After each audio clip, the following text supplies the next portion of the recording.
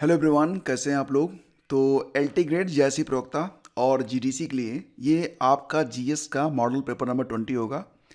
अब तक हम लोग 19 मॉडल पेपर कर चुके हैं और जितने भी आपके सामान्य ज्ञान के अंतर्गत, सामान्य अध्ययन के अंतर्गत जितने भी मोस्ट इम्पॉर्टेंट टॉपिक हैं, सारे टॉपिक लगभग हम डिस्कस कर चुके हैं। आगामी कुछ दिनों में, मतलब विद इन 1 वीक और 10 डेज, जितने भी आपके महत्वपूर्ण बिंदु हैं, जो भी इम्पॉर्टेंट टॉपिक हैं, सारे कवर हो जाएंगे। और इसकी जो पीडीएफ है ये आपको पेड ग्रुप में दी जाती है। तो पेड ग्रुप ज्वाइन करने के लिए आप लोग डिस्क्रिप्शन चेक कर सकते हैं। इस पेड ग्रुप में आपको डेली का टारगेट भी मिलता है, साथ ही साथ जितने भी लेक्चर होते हैं सारी पीडीएफ तो आपको दी जाती है। इसके अलावा जैसे कि पॉलिटी हो गया, हिस्ट्री हो गई और जो भी महत्वपूर्ण टॉपिक हैं उनकी पीडीएफ भी आपको यहाँ पर दी जाती है, ताकि आपकी जो स्टडी है वो तरीके से हो सके। ठीक है, तो अगर आप पेड ग्रुप ज्वाइन करना चाहते हैं तो आप डिस्क्रिप्शन चेक कर लेना, आपको ऑप्शन मिल जाएगा। आपको बता दें कि पेड ग्रुप की जो फीस है वो 399 है। 399 रुपये देकर अपनी परीक्षा तक आप इस ग्रुप से जुड़े रह सकते हैं। तो फ्रेंड्स, आइए शुरू करते हैं आज का मॉडल पेपर। लेकिन अभी कुछ बहुत ही महत्वपूर्ण बिंदु हैं जो कि करंट अफेयर से हैं। हालांकि इसकी पीडीएफ आपको दी जा चुकी है, आपने पढ़ा भी होगा, लेकिन रिवीजन इज़ इम्पॉर्टेंट। तो एक बार रिवाइज करते हैं। इसके बाद 30 प्रश्नों का यह एक मॉडल पेपर है, उसको भी करेंगे डिस्कस।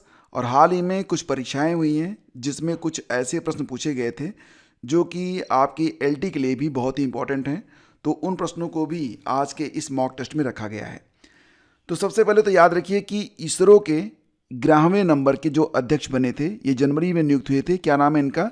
वी नारायणन। नाम याद रखिएगा। इनका क्रम है कौन सा? 11th। ठीक है। इसरो मतलब इंडियन स्पेस रिसर्च ऑर्गेनाइजेशन। स्थापना होती है 1969 में। हेडक्वार्टर इसका बेंगलुरु में है। ठीक है। Next important point is Indore और उदयपुर। इंदौर मध्य प्रदेश का शहर है, उदयपुर राजस्थान का। दोनों को जनवरी के महीने में आर्द्रभूमि शहर के रूप में घोषित किया गया है।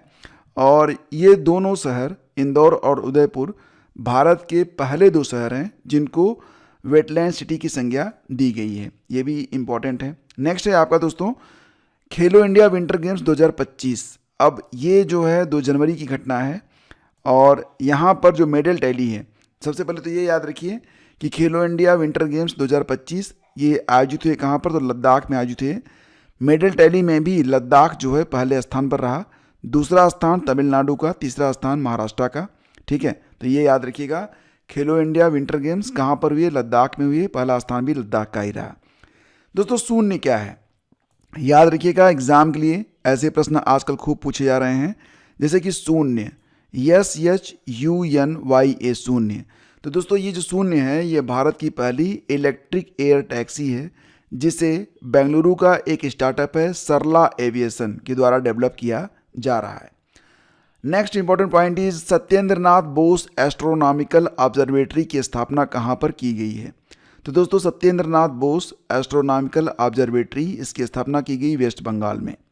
2025 का खो खो विश्व कप ये आयोजित हुआ था नई दिल्ली में, इंदिरा गांधी स्टेडियम में। विजेता बना है कौन? तो भारत। मेल और फीमेल, मैन और वोमेन दोनों कैटेगरी में विजेता भारत रहा था और उप विजेता नेपाल रहा था। दोस्तों याद रखिएगा, कई बार एग्जाम में पूछते हैं कि संतोष ट्रॉफी का संबंध किस खेल से है, तो ये फुटबॉल से संबंधित है। और 2024-25 की जो संतोष ट्रॉफी हुई थी इसमें विजेता बना था वेस्ट बंगाल, और बंगाल ने हराया था किसको? तो केरला को हराया था। ठीक है। मेजर ध्यानचंद खेल रत्न पुरस्कार 2025, तो दोस्तों ये प्रदान किए गए 4 लोगों को। ठीक है। और विजेता कौन कौन से रहे? तो डी गुकेश, जिनका संबंध जो है शतरंज से है। हरमनप्रीत कौर हॉकी से। प्रवीण कुमार पैरा एथलीट हैं, यूपी से हैं, तो ये ज़्यादा इंपॉर्टेंट है। मनु भाकर शूटिंग से संबंधित हैं। तो ये 4 लोग हैं जिनको मेजर ध्यानचंद खेल रत्न पुरस्कार 2025 से सम्मानित किया गया। और इसी प्रकार से ये सबसे बड़ा सम्मान होता है खेल रत्न। दूसरा सबसे बड़ा सम्मान अर्जुन अवार्ड, ये दिया गया है कितने लोगों को? 34 लोगों को प्रदान किया गया है। कोच को दिया जाता है द्रोणाचार्य पुरस्कार, ये दिया गया है सुभाष राणा को, दीपाली देशपांडे को और संदीप सागवान को। ठीक है।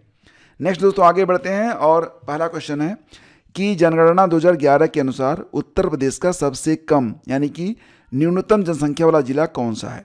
देखो दोस्तों, मैं आपको यूपी सेंसस और जो जनरल सेंसस है, दोनों की पीडीएफ आपको पेड ग्रुप में दे चुका हूँ। बहुत ही करीने से दोनों जो है पीडीएफ लिखी गई हैं, तो उसको आपने ज़रूर पढ़ा होगा। वहीं से ये प्रश्न मैं आपके सामने रख रहा हूँ। तो जनगणना 2011 के अनुसार उत्तर प्रदेश का सबसे कम यानी कि न्यूनतम जनसंख्या वाला जिला कौन सा है? तो देखो दोस्तों, सबसे अधिकतम जनसंख्या वाला जिला जो था ये तो आपका इलाहाबाद है। ठीक है, तो इलाहाबाद की जो जनसंख्या थी ये सेंसस 2011 के मुताबिक जो थी ये मैक्सिमम है। लेकिन मिनिमम कौन सी है? तो ये महोबा है। आपका उत्तर बनेगा महोबा। महोबा सबसे कम, उससे थोड़ी सी ज़्यादा चित्रकूट दूसरे स्थान पर, फिर हमीरपुर। तो ये टॉप थ्री ऐसे ज़िले हैं जिनकी जो जनसंख्या है वो सबसे कम है। तो सबसे कम किसकी है? महोबा की है। ठीक है, उसके बाद चित्रकूट है, फिर तीसरे नंबर पर हमीरपुर आता है। आगे बढ़ते हैं दोस्तों, और देखो मैंने आपको बताया कि सर्वाधिक जनसंख्या में सबसे अधिक जनसंख्या जनगणना 2011 के मुताबिक इलाहाबाद की है, दूसरे स्थान पर मुरादाबाद है, तीसरे स्थान पर गाजियाबाद है। अगला क्वेश्चन है कि जनगणना 2011 में उत्तर प्रदेश की जनसंख्या में 10 की वृद्धि दर कितनी दर्ज की गई? तो दोस्तों याद रखना कि 2011 की जो जनगणना हुई उसमें उत्तर प्रदेश की जनसंख्या में 10 की वृद्धि 20.22% थी, जबकि भारत के स्तर पर देखा जाए तो 2011 की जो जनगणना हुई थी उसमें भारत की 10 की वृद्धि 17.7% थी। तो थोड़ा सा कंपेयर करें तो भारत की जो 10 की वृद्धि हुई उससे अधिक 10 की वृद्धि उत्तर प्रदेश की हुई थी। भारत की 17.7% थी, यूपी की 20.22% थी। ठीक है, हालांकि भारत की जो 10 की वृद्धि थी 2001 में वो 21.5% थी। मतलब कि 2001 की तुलना में 2011 की जो 10 की वृद्धि रही भारत की वो कम रही। लेकिन 2011 में देखा जाए भारत और यूपी में तुलना की जाए तो यूपी की जो 10 की वृद्धि है वो भारत से अधिक है। यूपी की कितनी है? 20.22%। भारत की कितनी है? 17.77%। क्लियर? चलिए आगे बढ़ते हैं। अब एक बात और याद रखिए कि जो 10 की वृद्धि हुई यूपी की वो 20.11% थी। ठीक है, अब ध्यान देना यहाँ पर 20.22% थी। ठीक है, अब याद रखना यहाँ पर कि इसमें जो पुरुषों की 10 की वृद्धि हुई वो महिलाओं से कम थी। महिलाओं की 10 की वृद्धि दर 21.23% थी, जबकि पुरुषों की 19.31% 10 की वृद्धि रही। कहाँ की? यूपी की। ठीक है, आगे बढ़ते हैं। अगला क्वेश्चन है कि जनगणना 2011 के अनुसार उत्तर प्रदेश का शीर्ष 10 की वृद्धि वाला जिला कौन सा है? तो दोस्तों याद रखना कि गौतम बुद्ध नगर, विकल्प ए आपका करेक्ट है। तो जनगणना 2011 के अनुसार उत्तर प्रदेश का शीर्ष 10 की वृद्धि वाला जिला जो है ये गौतम बुद्ध नगर है। ठीक है, तो टॉप 3 में कौन कौन से थे? टॉप 3 में पहले स्थान पर सबसे अधिक 10 की वृद्धि दर हुई गौतम बुद्ध नगर में 44.1%। इसके बाद आता है गाजियाबाद दूसरे स्थान पर 41.3%। तीसरे स्थान पर आता है श्रावस्ती 30.54%। ठीक है, निम्नलिखित में कौन सी तेल की खली अखाद्य है और पशुओं को खिलाने के लिए उपयुक्त नहीं है? दोस्तों आपको याद होगा कि यूपी SSSC के द्वारा 13 जुलाई को AGTA की परीक्षा करवाई गई थी, तो उसमें कुछ महत्वपूर्ण प्रश्न जो पूछे गए थे उनको भी यहाँ पर मैंने समाहित कर लिया है। कुल मिला के 5-7 प्रश्न हैं, आइए उनको भी देखते हैं। जैसे कि जो यहाँ पर अरंडी की खली होती है ये आप पशुओं को खिला नहीं सकते हैं। क्यों? क्योंकि दोस्तों जो अरंडी की खली होती है इसमें रिकिन नाम से एक जहरीला पदार्थ होता है, और बाकी नीम की खली, मूंगफली की खली, महुआ की खली, ये तीनों खलियाँ जो हैं पशुओं को आप खिला सकते हैं। महुआ की खली थोड़ा सा कम खिलाई जाती है। ठीक है, बाकी अरंडी की खली आप नहीं खिला सकते। विकल्प ए हमारा आंसर है। अरंडी में रिकिन नामक एक पदार्थ होता है जो कि जहरीला होता है पशुओं के लिए या हमारे लिए भी। नेक्स्ट है दोस्तों कि महात्मा गांधी राष्ट्रीय ग्रामीण रोजगार गारंटी एक्ट के तहत एक वित्तीय वर्ष में ग्रामीण परिवारों को कितने दिनों की रोजगार की गारंटी उपलब्ध करवाई जाती है? तो बहुत ही अच्छा प्रश्न है ये, और इसका आंसर क्या होगा? तो देखो दोस्तों आपको पता ही होगा, फटाफट आंसर कर सकते हैं आप। विकल्प डी 100 दिन। तो जैसा कि आप जानते हैं मनरेगा नाम से ये जो एक्ट था ये 2005 में पारित किया गया था। अगला क्वेश्चन है प्रधानमंत्री कृषि सिंचाई योजना यानी कि PMKSY के अंतर्गत जल संभर दैट इज वाटर शेड विकास घटक को लागू करने के लिए कौन सा केंद्रीय मंत्रालय उत्तरदायी है? तो दोस्तों ये है आपका, देखो जल शक्ति मंत्रालय नहीं है, पर्यावरण वन और जलवायु परिवर्तन मंत्रालय भी नहीं है। अगर आप लगा रहे हैं विकल्प सी पर तो दोस्तों ये भी नहीं है, कृषि और किसान कल्याण मंत्रालय भी नहीं है, पंचायती राज मंत्रालय भी नहीं है, तो इसमें से कोई भी विकल्प सही नहीं था। वैसे जब परीक्षा हुई थी तो उसमें एक और विकल्प था ई, नन, ऊपर में से कोई नहीं, उपयुक्त कोई नहीं, तो यही आपका उत्तर था। तो इसमें विकल्प ई आपका करेक्ट था। एग्जैक्टली फ्रेंड्स, देखा जाए तो प्रधानमंत्री कृषि सिंचाई योजना, जिसे आप PMKSY के नाम से जानते हैं, तो इसमें वाटर शेड विकास घटक को ग्रामीण विकास मंत्रालय के तहत भूमि संसाधन विभाग DOLR लागू करता है, जो कि यहाँ पर ऑप्शन में आपका नहीं है। यह योजना वर्षा सिंचित और बंजर भूमि के विकास पर केंद्रित होती है। ठीक है, कृषि और किसान कल्याण मंत्रालय के अंतर्गत जो योजना पारित की गई थी वो थी प्रति बूंद अधिक फसल। यह योजना थी जो कि कृषि और किसान कल्याण मंत्रालय ने पारित किया था। ठीक है, इसके बाद जल शक्ति मंत्रालय, इसने एक पहल शुरू की थी, हर खेत को पानी, हर खेत को पानी, ये पहल शुरू की गई थी जल शक्ति मंत्रालय के द्वारा। नेक्स्ट है आपका 2011 की जनगणना के अनुसार उत्तर प्रदेश के किस जिले की साक्षरता दर सबसे अधिक है। अब देखो दोस्तों, ये भी प्रश्न जो है AGTA में ही पूछा गया था, और यहाँ पर क्या बता रहे हैं कि 2011 की जनगणना के अनुसार उत्तर प्रदेश के किस जिले की साक्षरता दर सबसे अधिक है। तो यहाँ पर जो आपका उत्तर दोस्तों ये है आपका गौतम बुद्ध नगर। ठीक है, गौतम बुद्ध नगर की साक्षरता जो थी वो सबसे अधिक थी। यहाँ पर ऑल ओवर 88.1% साक्षरता लिटरेसी जो है दर्ज की गई थी, जिसमें पुरुष जो थे वो 89.20% साक्षर थे और महिलाएं जो थी वो 77.17% साक्षर रही थी। तो मेल कितने 89.20, फीमेल कितने 77.17% साक्षर रहे। तो सबसे अधिक साक्षर जिला जो था वो गौतम बुद्ध नगर था। ये तो रट गया होगा आपको। अगला क्वेश्चन है कि उत्तर प्रदेश में जन्मे कौन से लेखक और कवि हैं जो कि उर्दू साहित्य के लिए जाने जाते हैं, जिन्हें 1986 में साहित्य अकादमी पुरस्कार दिया गया था। तो दोस्तों ये जो क्वेश्चन है ये भी AGTA में आया था, और इसका उत्तर अगर आप होते एग्ज़ाम में या मान लो LT में प्रश्न आ गया तो उत्तर क्या देंगे आप। 1986 में साहित्य अकादमी पुरस्कार दिया गया था, यूपी में जन्म होता है, लेखक हैं, कवि हैं, उर्दू साहित्य के लिए जाने जाते हैं। तो ये हैं शमसुर रहमान फारूकी। ऑप्शन डी आपका यहाँ पर बिल्कुल करेक्ट है। ठीक है, उर्दू के एक महान आलोचक कहे जाते हैं, जिन्हें उनकी आलोचनात्मक पुस्तक तनकीदी अफकार के लिए पुरस्कार प्रदान किया गया था। ठीक है ना, चलो आगे बढ़ते हैं। अगला क्वेश्चन है, वर्तमान मूल्यों पर 2024-25 में उत्तर प्रदेश का अनुमानित सकल राज्य घरेलू उत्पाद, यानी कि बात हो रही है यहाँ पर GSDP के बारे में। एक आपका GDP होता है, एक होता है GSDP। तो GDP is for nation and GSDP is for state. ठीक है ना, तो यहाँ पर दोस्तों ये जो आंकड़े होते हैं वो त्रैमासिक बदल जाते हैं। फिलहाल तो जब ये प्रश्न पूछा गया था जुलाई में, तो जो इसका उत्तर था वो था 24.99 ट्रिलियन। विकल्प डी आपका यहाँ पर करेक्ट था। लेकिन वर्तमान में देखा जाए तो ये आंकड़े जो हैं वो पहुँच चुके हैं अबाउट सी, मतलब अब एग्जैक्ट जो फिगर है फिलहाल तो मतलब अगर हम बात करें लेटेस्ट अक्टूबर के महीने, नवंबर के महीने की, तो ये आंकड़ा 29.6 लाख करोड़ तक पहुंच चुका है। ठीक है, तो अगर अब के हिसाब से देखा जाए तो उत्तर बनेगा 30.10 ट्रिलियन, लेकिन तब ये आंसर था 24.99 ट्रिलियन। तो क्लियर हो गया ना आपका। ये देखो महीने के हिसाब से बदलता है। ठीक है, नेक्स्ट आगे बढ़ते हैं। अगला क्वेश्चन है कि उत्तर प्रदेश नगर पालिका अधिनियम की किस धारा के तहत स्थानीय निकायों के निदेशक की नियुक्ति की जाती है। तो जो स्थानीय निकाय होते हैं नगर पालिका में, उनके जो डायरेक्टर होते हैं, निदेशक होते हैं, उनकी नियुक्ति किस धारा के अंतर्गत की जाती है। तो ये है धारा 31ख। ठीक है, विकल्प ए आपका यहाँ पर करेक्ट है। उत्तर प्रदेश नगर पालिका अधिनियम 1916 की धारा 31B के तहत स्थानीय निकायों के निदेशक की नियुक्ति की जाती है। ठीक है ना, चलो अगला क्वेश्चन है कि लखनऊ के किस नवाब ने बड़ा इमामबाड़ा कॉम्प्लेक्स का निर्माण करवाया था। ये प्रश्न भी AGTA में पूछा गया था।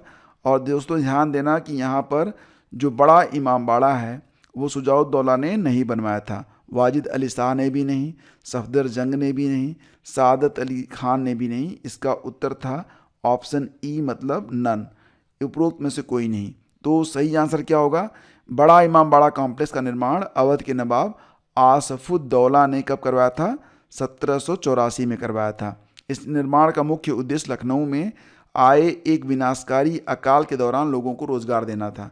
तो रोजगार देने के लिए बड़ा इमामबाड़ा बनवाया गया था आसफुद्दौला के द्वारा 1784 में। ठीक है। थारू जनजातीय नृत्य उत्तर प्रदेश के किस क्षेत्र की सांस्कृतिक पहचान है? एग्जैक्टली यहाँ पर प्रश्न ये है कि जो थारू जनजाति है ये कहाँ पर पाई जाती है। ठीक है, इनका जो नृत्य है वहीं पर होगा जहाँ पर ये होंगे, किसी दूसरे क्षेत्र में तो जाके नाचेंगे नहीं। ठीक है, तो दोस्तों ये है आपका तराई क्षेत्र, जो कि आपके नेपाल से सटा हुआ तराई क्षेत्र है, वहीं पर थारू जनजाति मुख्य रूप से निवास करती है। ठीक है, अगला क्वेश्चन आपका होगा कि इलाहाबाद की संधि पर किस वर्ष हस्ताक्षर किए गए, जिसके परिणाम स्वरूप उत्तर प्रदेश के कुछ हिस्सों पर ब्रिटिश नियंत्रण हो गया। तो दोस्तों ये जो इलाहाबाद संधि हुई थी उस पर हस्ताक्षर हुए थे 1765 में। ऑप्शन बी आपका यहाँ पर बिल्कुल करेक्ट है। 12 अगस्त 1765 को इलाहाबाद की संधि पर हस्ताक्षर हुए थे रॉबर्ट क्लाइव के और शाह आलम के बीच। ठीक है, शुजाउद्दौला को इलाहाबाद और कड़ा को शाह आलम द्वितीय को सौंपना पड़ा था। ठीक है, तो ध्यान देना, शुजाउद्दौला जो था उसने इलाहाबाद और कड़ा को शाह आलम द्वितीय को सौंप दिया था। नेक्स्ट है आपका कि उत्तर प्रदेश औद्योगिक क्षेत्र विकास अधिनियम किस वर्ष अधिनियमित किया गया? तो उत्तर प्रदेश औद्योगिक क्षेत्र विकास अधिनियम ये दोस्तों पारित हुआ था कब? तो 1976 में, 1976 में यह पारित किया गया था, ये याद रखना। उत्तर प्रदेश औद्योगिक क्षेत्र विकास अधिनियम 1976 में अधिनियमित किया गया था और इस अधिनियम के तहत ही राज्य में औद्योगिक क्षेत्रों को विकसित करने और उससे जुड़े मामलों के लिए प्राधिकरणों की स्थापना की गई थी, जैसे कि उत्तर प्रदेश एक्सप्रेस वेज औद्योगिक विकास प्राधिकरण यानी कि UPEIDA। ठीक है, अगला है कि उत्तर प्रदेश में कुष्ठ रोग पेंशन योजना के तहत जो पात्र अभ्यर्थी हैं या जो पात्र लाभार्थी हैं उनको कितनी मासिक पेंशन दी जाती है? तो दोस्तों ये पेंशन होती है 3000 रुपये मासिक।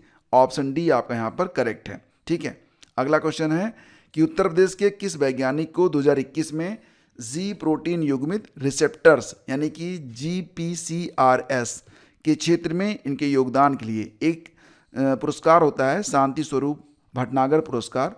तो जो लोग जैसे होता है ना नोबेल पुरस्कार विज्ञान के लिए, उसी प्रकार से भारत में जो विज्ञान का उत्कृष्ट पुरस्कार है वो शांति स्वरूप भटनागर पुरस्कार है माना जाता है। इसी के साथ एक पुरस्कार भारत में और प्रदान किया जाता है, हाल ही में दिया गया था। कौन सा पुरस्कार था दोस्तों? ये था आपका भारत रत्न पुरस्कार। तो भारत रत्न पुरस्कार 2025 ये किसको प्रदान किया गया है? तो एक जाने माने भौतिक शास्त्री जिनका हाल ही में मई के महीने में निधन हो गया था, जयंत विष्णु नार्लिकर को प्रदान किया गया है। फिलहाल यहाँ पर जो आंसर दोस्तों ये है, डॉक्टर अरुण कुमार शुक्ला ने GPCRS की खोज की थी। ठीक है, तो ये आपको याद हो गया होगा। नेक्स्ट है आपका कि उत्तर प्रदेश ने वैकल्पिक ऊर्जा विकास संस्थान का गठन किस वर्ष किया था? तो ये भी प्रश्न काफ़ी इंपॉर्टेंट है। उत्तर प्रदेश ने वैकल्पिक ऊर्जा विकास संस्थान यानी कि NEDA, अब इसका नाम जो बदल गया है। ठीक है, तो नेडा का गठन किया गया था कब? तो 1983 में। अब यहाँ पर देखेंगे तो है ही नहीं है 1983, तो 1983 में इसका गठन किया गया था, मतलब इसका उत्तर बनेगा ई, नन ऑफ द एबव। ठीक है, तो उत्तर प्रदेश ने अप्रैल 1983 में वैकल्पिक ऊर्जा विकास संस्थान, जिसे अब कहा जाता है उत्तर प्रदेश नवीन एवं नवकरणीय ऊर्जा विकास अभिकरण, दैट इज UP नेडा, तब ये नेडा था, अब ये UP नेडा हो गया है। तो इसका गठन किया गया था कब? 1983 के अप्रैल के महीने में। ठीक है ना। अगला क्वेश्चन है कि उत्तर प्रदेश का कौन सा विश्वविद्यालय 2016 में स्थापित हुआ और कानपुर में स्थित है? ये प्रश्न भी आपका AGTA परीक्षा से लिया गया है। तो ये विश्वविद्यालय कौन सा है? अब देखो यहाँ पर अगर आप ये गेस करते हैं कि 2016 में स्थापित हुआ था, कानपुर में स्थित है, तो छत्रपति साहू जी महाराज विश्वविद्यालय होगा, तो आप तो बिल्कुल गलत हो जाएंगे, क्योंकि ये विश्वविद्यालय तो बिल्कुल नहीं हो सकता 2016 में। ठीक है, ये जो विश्वविद्यालय दोस्तों ये है आपका हरकोट बटलर तकनीकी विश्वविद्यालय, that is option B. Option B आपका यहाँ पर बिल्कुल सही है। तो कानपुर में 2016 में स्थापित और उत्तर प्रदेश का वह विश्वविद्यालय हरकोट बटलर प्रौद्योगिकी विश्वविद्यालय है। यह पहले हरकोट बटलर टेक्नोलॉजिकल इंस्टीट्यूट यानी कि HBTU के नाम से इसे जाना जाता था और 2016 में अब इसे विश्वविद्यालय का दर्जा प्रदान कर दिया गया है। तो HBTU is now known as the, क्या हो गया है? Herbert Butler technical university. ठीक है, अजंता की गुफाओं का उल्लेख निम्नलिखित में से किस यात्री के यात्रा विवरण में है? तो दोस्तों अजंता की जो गुफाएं हैं तो डोमिंगो पेस नहीं है, इब्न बतूता भी नहीं, मेगास्थनी भी नहीं। सही जवाब है वैनसोंग, विकल्प बी आपका यहाँ पर करेक्ट है। ठीक है, तो अजंता की गुफाओं का उल्लेख ह्वेनसांग और फाहियान जैसे चीनी यात्रियों के यात्रा विवरणों में मिलता है। तो ह्वेनसांग भी और फाहियान भी दोनों ने अजंता की गुफाओं के बारे में वर्णित किया है अपने लेखों में। फाहियान ने चंद्रगुप्त द्वितीय के शासनकाल में और ह्वेनसांग ने हर्षवर्धन के शासनकाल में। तो आपको पता ही होगा कि जो ये ह्वेनसांग था ये हर्षवर्धन के समय आया था, फाहियान जो था वो चंद्रगुप्त द्वितीय के समय आया था। तो पहले कौन आया था? पहले आया था फाहियान, फिर आया था ह्वेनसांग। ठीक है, ह्वेनसांग ने उन्होंने अपना यात्रा वृत्तांत लिखा है उसमें अजंता गुफाओं को एक महत्वपूर्ण बौद्ध कला और शिक्षा केंद्र के रूप में भी वर्णित किया है। अगला क्वेश्चन है कि गुप्त अभिलेखों में वर्णित तिरभुक्ति वर्तमान में किसके अनुरूप है? तो बात हो रही है यहाँ पर तिरभुक्ति, और इसका वर्णन कहाँ पर है? गुप्त अभिलेखों में। तो ये दोस्तों कहाँ पर है? तो ये बिहार में है, विकल्प बी आपका यहाँ पर सही है। गुप्त अभिलेखों में वर्णित तिरभुक्ति वर्तमान में कहाँ पर है? तो ये बिहार के अनुरूप है। यह क्षेत्र प्राचीन काल में मिथिला क्षेत्र का हिस्सा था और इसमें आधुनिक मुजफ्फरनगर, दरभंगा और सहरसा जैसे जो जिले थे वो शामिल हैं। यह गंगा नदी के पास स्थित एक उपजाऊ और रणनीतिक रूप से महत्वपूर्ण क्षेत्र था। अगला क्वेश्चन है कि अशोक के शिलालेखों में धम्म जो है मुख्यतः किसको संदर्भित करता है? तो धम्म जो है दोस्तों ये कहते हैं बौद्ध सिद्धांत है, ये भी नहीं है, शाही फरमान भी नहीं है, बुद्ध के नारे भी नहीं है, ये नैतिक कानून है। ठीक है, तो ऑप्शन डी आपका यहाँ पर करेक्ट है। धम्म क्या है? धम्म नैतिक कानून है जो कि अशोक के शिलालेखों में वर्णित किए गए हैं। तो अशोक के शिलालेखों में धम्म मुख्य रूप से नैतिक और आचारिक सिद्धांतों के एक समूह को संदर्भित करते हैं जिसका उद्देश्य प्रजा के व्यवहार को नियंत्रित करना और एक न्यायपूर्ण व दयालु समाज का निर्माण करना था। यह कोई नया धर्म नहीं था बल्कि सभी धर्मों की अच्छी बातों से प्रेरित नैतिक नियमों का एक संग्रह था जो सभी के लिए था। ठीक है, नेक्स्ट है आपका कि अमरावती स्तूप का निर्माण निम्नलिखित में से किस शासक के द्वारा करवाया गया था? तो अमरावती स्तूप तो दोस्तों ये करवाया गया था सातवाहन वंश के द्वारा, ऑप्शन सी आपका यहाँ पर करेक्ट है। ठीक है, तो अमरावती स्तूप का निर्माण मुख्य रूप से सातवाहन वंश के शासकों द्वारा करवाया गया था। हालांकि इसकी शुरुआत मौर्य वंश के सम्राट अशोक के शासनकाल में हुई थी। बाद में सातवाहन और इक्ष्वाकु राजवंशों के संरक्षण में इसका विस्तार और निर्माण जारी रहा। तो ध्यान देना कि मुख्य रूप से निर्माण करवाया गया था सातवाहनों के द्वारा। ठीक है, तो हालांकि बाद में इसको रिपेयर वगैरह करवाया गया था मौर्य वंश के सम्राट अशोक के शासनकाल में। बाद में सातवाहन और इक्ष्वाकु राजवंशों ने इसका जो है विस्तार भी किया था। तो लेकिन सातवाहन यहाँ पर आपका उत्तर होगा। ठीक है, नेक्स्ट आगे बढ़ते हैं। सिंधु घाटी सभ्यता की नृत्य करती हुई लड़की की मूर्ति की ऊंचाई कितनी है? तो दोस्तों यहाँ पर जो ऑप्शन है इसमें अबाउट सी वाला सही होगा, क्योंकि जो एग्जैक्ट यहाँ पर सेंटीमीटर है वो यहाँ पर दिया नहीं गया है। एग्जैक्ट ये 10.5 सेंटीमीटर ऊंची है। ठीक है, और यह कांसे की बनी हुई है। कई बार तो धातु के बारे में भी एग्जाम में पूछा जाता है। और ध्यान देना कि अब यह राष्ट्रीय संग्रहालय नई दिल्ली में रखी गई है। नेक्स्ट आगे बढ़ते हैं। बौद्ध वास्तुकला की कौन सी संरचना भिक्षुओं को आवास के रूप में उपयोग की जाती है? तो बौद्ध वास्तुकला की कौन सी संरचना है जो भिक्षुओं का जो बौद्ध भिक्षु थे वो उनके आवास के रूप में प्रयोग में लाई जाती थी? तो ये थे विहार, ऑप्शन बी आपका यहाँ पर करेक्ट है। तो बौद्ध वास्तुकला में विहार वह संरचना है जो भिक्षुओं के आवास के रूप में उपयोग की जाती है। ये प्राचीन बौद्ध मठ थे जहाँ पर भिक्षु निवास करते थे, ध्यान करते थे, पढ़ाई लिखाई करते थे। इनमें भिक्षुओं के लिए कमरे, एक केंद्रीय प्रांगण और अक्सर सभा भवन शामिल होते थे। अगला क्वेश्चन है कि त्रिपिटक किसके धार्मिक ग्रंथ हैं? सिख धर्म के तो है नहीं, ये बौद्ध धर्म ही है, यानी कि विकल्प बी आपका करेक्ट है। त्रिपिटक में दोस्तों 3 किताबें आती हैं और तीनों ही जो है पाली भाषा में लिखी गई हैं। ये नाम होंगे सुत्त पिटक, विनय पिटक और अभिधम्म पिटक। ये तीनों जो हैं त्रिपिटक हैं जो कि बौद्ध धर्म के धार्मिक ग्रंथ माने जाते हैं। भगवान बुद्ध के उपदेशों और शिक्षाओं के संग्रह माने जाते हैं। किस भाषा में हैं? तो पाली भाषा में लिखे गए। अगला क्वेश्चन है कि किस अधिनियम के तहत ईस्ट इंडिया कंपनी में नियंत्रण बोर्ड का गठन किया गया था? तो ईस्ट इंडिया कंपनी में कंट्रोल बोर्ड स्थापित किया गया था कब? तो दोस्तों ये था आपका पीट्स इंडिया एक्ट जो कि आया था 1784 में। ऑप्शन बी आपका यहाँ पर करेक्ट है। तो ईस्ट इंडिया कंपनी में नियंत्रण बोर्ड का गठन कब हुआ था? पीट्स इंडिया एक्ट 1784 के तहत। इस अधिनियम ने भारत में ब्रिटिश सरकार और ईस्ट इंडिया कंपनी के बीच एक दोहरी शासन प्रणाली स्थापित की थी जहां नियंत्रण बोर्ड कंपनी के नागरिक, सैन्य और राजस्व मामलों की देखरेख करता था। तो ध्यान दीजिएगा, जो कंट्रोल बोर्ड बनाया गया था वो क्या करता था, वो कंपनी की जो नागरिक, सैन्य और राजस्व मामले थे उनकी देखरेख करता था। ठीक है, नेक्स्ट आपका है कि भारतीय संविधान में केंद्र द्वारा राज्यपालों की नियुक्ति किस देश से ली गई है। तो भारतीय संविधान में जो आपको पता ही है राज्य में राज्यपाल होते हैं और इनकी नियुक्ति कौन करता है, तो राष्ट्रपति करते हैं। और ये जो प्रावधान है लिया गया है कनाडा से, यानी कि विकल्प बी आपका यहाँ पर बिल्कुल करेक्ट है। Option B is your answer. ठीक है, अब अगला क्वेश्चन है कि भारतीय संविधान की प्रारूप समिति में कितने सदस्य थे। तो आपको ये तो पता ही होगा कि इसमें जो है 7 सदस्य थे। इनके नाम मैं आपको बताता हूँ। ठीक है, इसका उत्तर तो 7, विकल्प ए आपका यहाँ पर बिल्कुल करेक्ट है। और ये समिति कब बनी थी, गठित कब की गई थी, तो 29 अगस्त 1947 को प्रारूप समिति जो थी गठित की गई थी।